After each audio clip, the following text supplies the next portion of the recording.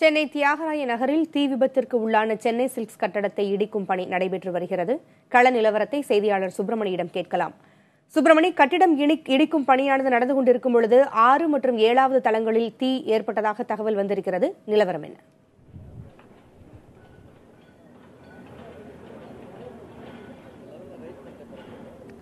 இன்று காலை 10:55 மணி அளவில் தீ விபத்திற்கு உள்ளான கட்டிடம் இடிக்கும் பணி தீவிரப்படுத்தப்பட்டிருக்கிறது.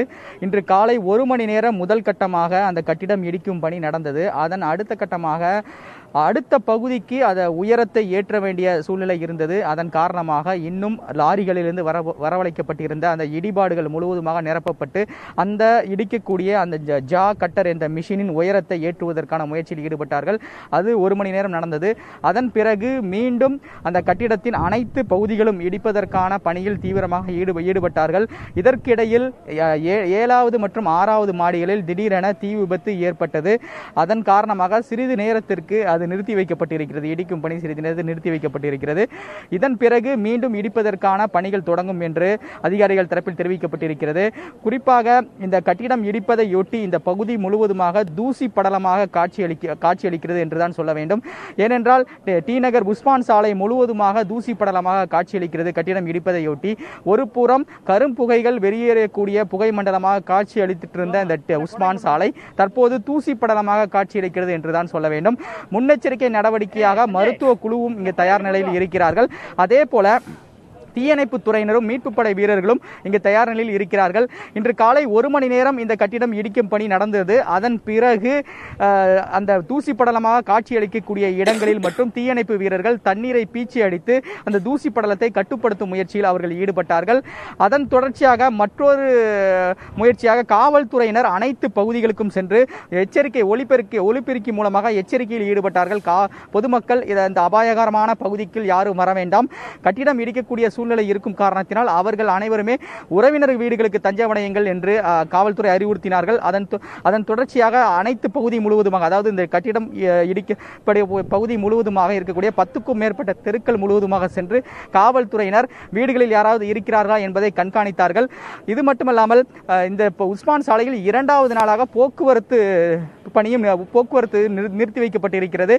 டி நகர் பேருந்து நிலையத்தில் சிக்னல் பகுதியில் இருந்தும் அதே போல துரைசாமி சப்வே சுரங்கப்பாதை அந்த பகுதியில் இருந்தும் அனைத்து வாகனம் இந்த உஸ்மான் சாலை பாலத்தில் எதுவும் செல்லவில்லை, முழுவதுமாக நிறுத்தி வைக்கப்பட்டிருக்கிறது. அதே போல கடைகளும் முழுமையாக அடைக்கப்பட்டிருக்கிறது. வியாபாரங்கள் பெருமளவு இங்கே பாதிக்கப்பட்டிருக்கிறது என்றுதான் சொல்ல வேண்டும். இன்னும் சிறிது நேரத்தில் மீண்டும் அந்த கட்டிடத்தின் மற்றொரு பகுதி இடிப்பதற்கான பணி தொடங்கும் என்றுதான் அதிகாரிகள் தரப்பில் தெரிவிக்கப்பட்டிருக்கிறது. இடிக்கும் பணி எத்தனை நாட்களுக்கு நடைபெறும்? எத்தனை நாட்கள் கழித்து அந்த பகுதியிலிருந்து வெளியேறிய மக்கள் மீண்டும் அவர்களுடைய வீடுகளுக்கு திரும்புவதற்கான வாய்ப்புகள், சாத்தியக்கூறுகள் இருக்கிறது?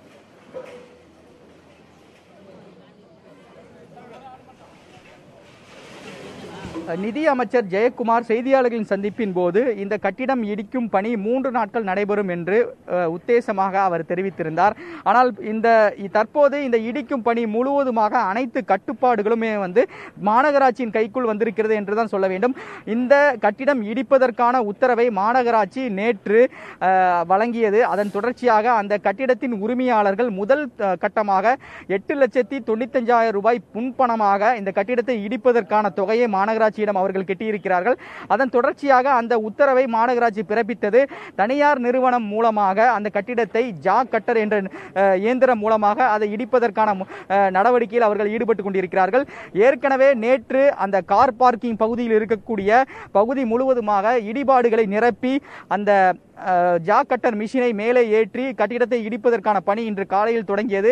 முன்னதாக கிட்டத்தட்ட 2400 லிட்டர் தண்ணீர் நிரப்பக்கூடிய ஒரு சம்பு பகுதி அந்த பகுதியில் இருந்திருக்கிறது.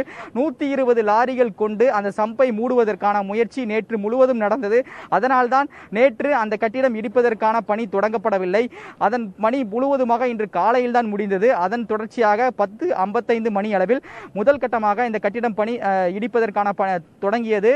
1 மணி நேரம் தொடங்கிய பிறகு இன்னும் அதிகமான இடிபாடுகள் நிரப்பி அதை உயரத்தை ஏற்றுவதற்கான வேலை இருந்த காரணத்தினால் 1 மணி நேரம் அது நிறுத்தி வைக்கப்பட்டிருந்தது. மீண்டும் அது இடிப்பதற்கான பணி தொடர்ந்து நடந்து கொண்டிருக்கிறது.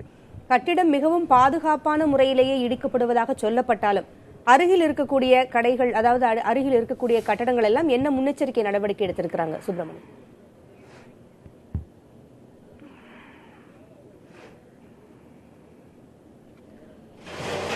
தீ விபத்திற்கு உள்ளான இந்த கட்டிடத்தில் 100 மீட்டருக்கு சுற்றளவில் இருக்கக்கூடிய அனைத்து கடைகளுக்கும் நோட்டீஸ் ஒட்டப்பட்டிருக்கிறது. இது ஒரு அபாயகரமான பகுதி, கடைகள் யாரும் திறக்க வேண்டாம், அதே போல இந்த பகுதிக்கு யாரும் வர வேண்டாம் என்று காவல்துறை சார்பில் அறிவுறுத்தப்பட்டிருக்கிறது.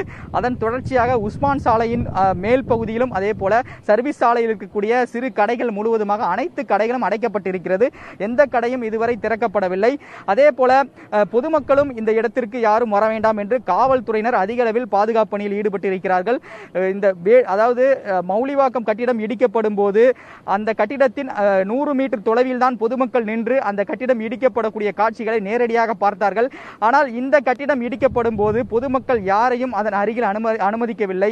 ஏனென்றால் வலை சுற்றாமல், இந்த கட்டிடத்தை சுற்றி எந்த ஒரு வலையும் சுற்றாமல் நேரடியாக சிறு சிறு துகள்களாக ஜாக் கட்டர் மிஷின் மூலமாக இந்த கட்டிடத்தை இடிக்கும் பணி நடந்து கொண்டிருக்கிறது.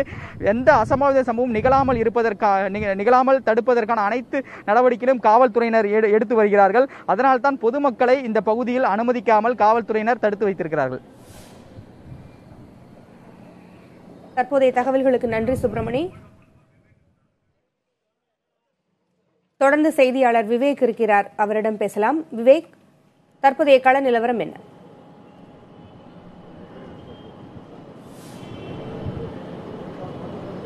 பூங்குழலி, இந்த பகுதியில் காலை 11 மணிக்கு தொடங்கிய அந்த கட்டிட இடுபாட்டு பணி வேலையானது சில காரணங்களால் தற்பொழுது கொஞ்சம் கொஞ்சமாக தாமதமடைந்து வருகிறது. காரணம், இவர்கள் வைத்திருக்கக்கூடிய அந்த ஜியோ கட்டர் எந்திரமானது 40 அடி உயரத்திற்குத்தான் சென்று அந்த கட்டிடங்களை இடிக்கக்கூடிய பணியை செய்ய முடியும்.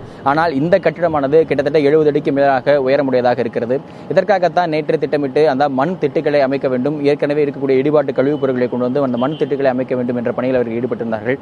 இதுவரை சுமார் 10 அடி அளவில் அந்த மண் திட்டுகளானது அமைக்கப்பட்டிருக்கிறது. ஆனாலும் கூட அந்த 40 உயரம் உள்ள ஜியோ கட்டர் இயந்திரம், அதே போல இவர்களிடம் இருக்கக்கூடிய அந்த 10 அடி மண் திட்டு எல்லாம் சேர்த்து ஒரு 50 அடி அளவில் தான் அந்த உயரத்திற்கு சென்று அந்த பணிகளை மேற்கொள்ள முடிகிறது. ஆனால் 70 அடி உயரம் உள்ள ஒரு கட்டிடம் இருந்தாலும் நடுப்பகுதியை அல்லது இடையில் உள்ள பகுதியை இடிப்பதனால் மேலே இருக்கக்கூடிய பகுதி அல்லது கீழே இருக்கக்கூடிய பகுதிகளில் சில சிக்கல்கள் ஏற்படும்.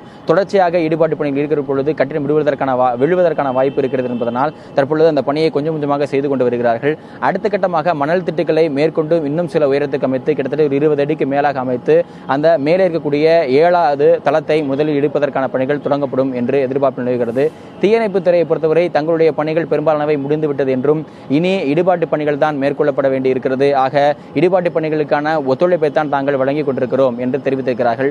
பொதுப்பணித்துறை அதிகாரிகள், மற்ற துறை அதிகாரிகள் எல்லாம் இங்கு இருந்து நேரடியாக இந்த பணிகளை கண்காணித்துக் கொண்டிருக்கிறார்கள். பூங்குழலி, விவேக், பாதுகாப்பற்ற பகுதி என்று காவல்துறை அறிவித்திருப்பதால் அந்த பகுதியை சுற்றி இருக்கக்கூடிய அனைத்து வணிக நிறுவனங்களும் மூடப்பட்டிருக்கின்றன.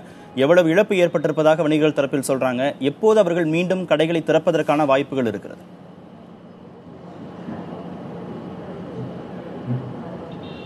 தொடர்ச்சியாக இங்கே இருக்கக்கூடிய வணிகர்கள் இது தொடர்பான ஒரு கவலையை வெளிப்படுத்தி வருகிறார்கள். இது தொடர்பாக இங்கே இருக்கக்கூடிய வணிகர் சங்க நிர்வாகிகளிடம் நாம் பேசுகிற பொழுது 3 நாட்களாக கடை திறக்காதன் காரணமாக ஒவ்வொருத்தருக்கும் சிறு வியாபாரிகள் இருந்து பெரு வியாபாரிகள் வரை பலருக்கும் அவரவர்களுக்கு ஏற்றபடி அந்த வியாபாரத்தில் நட்டமானது ஏற்பட்டு கொண்டிருக்கிறது. இதை எப்படி சரி செய்வது என்று தெரியாமல், என்ன அடுத்த கட்ட நடவடிக்கை என்று தெரியாமல் நாங்கள் விழித்துக் கொண்டிருக்கிறோம். எங்களுடைய வணிகர் சங்கங்களுக்கு உட்பட்டு இங்கே இருக்கக்கூடிய குறிப்பாக தீநகர் பகுதியில் இருக்கக்கூடிய வணிகர் சங்க பகுதியில் இருக்கக்கூடிய வணிகர்கள் வியாபாரிகளிடம் நாங்கள் பேச்சுவார்த்தை நடத்திக் கொண்டிருக்கிறோம் என்று அவர்கள் தெரிவித்தார்கள். இது தவிர தற்பொழுது இங்கே இருக்கக்கூடிய கடைகளில் என்ன பாதுகாப்பு நடவடிக்கை இருக்கிறது என்கிற ஒரு கேள்வியும் கூடுதலாக எழுந்திருப்பதனால் காவல்துறை சார்பாக அவர்களுக்கு ஒரு அறிவுறுத்தலானது கொடுக்கப்பட்டிருக்கிறது. எந்தெந்த கடைகள் என்ன மாதிரியான பாதுகாப்பு ஏற்பாடுகள் செய்யப்பட்டிருக்கின்றன, அருகாமையில் எந்த கடைகள் திறக்கப்பட்டிருக்கின்றன, திறக்கப்படாத கடைகள் எவ்வளவு தூரத்தில் அமைந்திருக்கின்றன உள்ளிட்ட கணக்குகளை அவர்கள் கேட்டிருக்கிறார்கள். அது தொடர்பான கணக்கீடுகளை எடுத்து தர வேண்டிய நிலையில் இருப்பதனால் வியாபாரிகள் அந்த பணிகளையும் தற்பொழுது செய்ய தொடங்கியிருக்கிறார்கள். எவ்வளவு நட்டம் ஏற்பட்டிருக்கிறது என்று தங்களால் தீர்க்கமாக சொல்ல முடியவில்லை. ஆனால் 3 நாள் வியாபார நட்டம் என்பது எங்களுக்கு மிக முக்கியமாக இந்த காலகட்டத்தில், கோடை விடுமுறை முடிந்த காலகட்டத்தில், மற்றது இந்த பள்ளி சீருடைகள் போன்றவற்றை வாங்கக்கூடிய காலகட்டத்தில் பெரிய அளவில் இழப்பை ஏற்படுத்தியிருப்பதாக அவர்கள் கருத்து தெரிவிக்கிறார்கள். கார்த்திகேயன்.